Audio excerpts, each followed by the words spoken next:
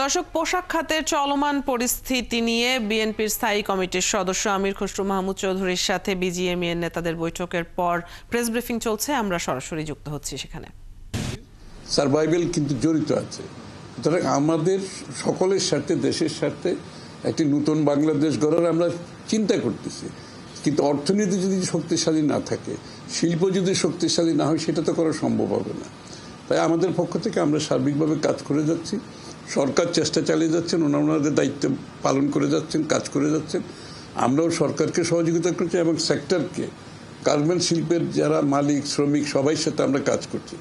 আমাদের সকল স্তরের নেতাকর্মীদের বলেছি সহযোগিতা করার জন্য, কারণ এই শিল্পটাকে শুধু বাঁচিয়ে রাখা নেই, শিল্পের বিকাশ আরও কীভাবে আমরা করতে পারি, আরও ভালোভাবে সামনের দিকে এগিয়ে যেতে পারি, সেটা আমাদের সকলকে লক্ষ্য রাখতে হবে।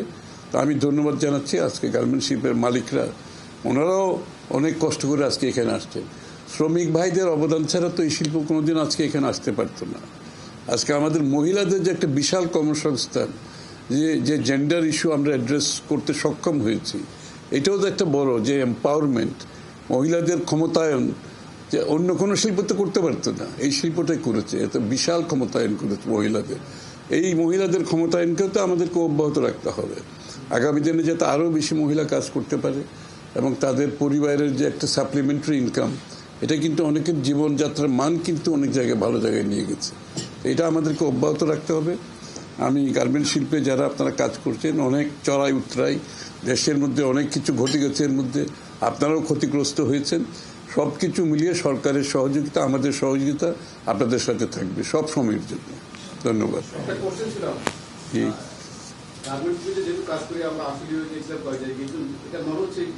রাজনৈতিক একটা সমাধানের জায়গা, সরকারের মালিক শ্রমিক সম্পর্কে যাতে রাজনৈতিক একটু মাত্রা আছে এই জায়গায়, সেই ক্ষেত্রে আপনাদের একটু পরামর্শ না। এখানে তো শুনেন, এই গার্মেন্টস শিল্পের বিরুদ্ধে সবসময় একটা দেশি বিদেশি চক্রান্ত সবসময় কাজ করেছে, আমরা জানি, কিন্তু সেটা সেই সুযোগটা তারা নিতে পারে নাই, কারণ আমাদের মালিক শ্রমিকরা সবাই মিলে এটাকে প্রতিহত করেছে এবং এমনকি রাজনৈতিক দলগুলোও কিন্তু সেটাকে প্রতিহত করেছে।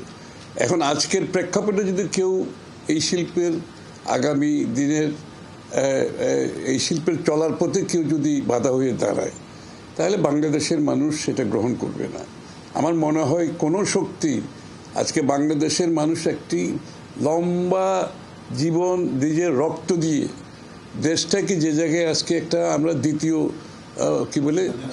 দ্বিতীয়বার স্বাধীনতা অর্জন করেছি, যে কথাটা বলছে যে একটা নতুন বাংলাদেশ দেখতে চায়, এইটার পথে অন্তরায় হয়ে এই শিল্পকে বাধাগ্রস্ত করে কেউ বেশি দূর এগোনোর কোনো সুযোগ নাই এবং তাদেরকে দেশের মানুষ ক্ষমা করবে না। তাদের এই শিল্পের অন্তরায় হয়ে দাঁড়ানোর জন্য কোনো সুযোগ সৃষ্টি করতে পারবে না বলে আমরা বিশ্বাস করি।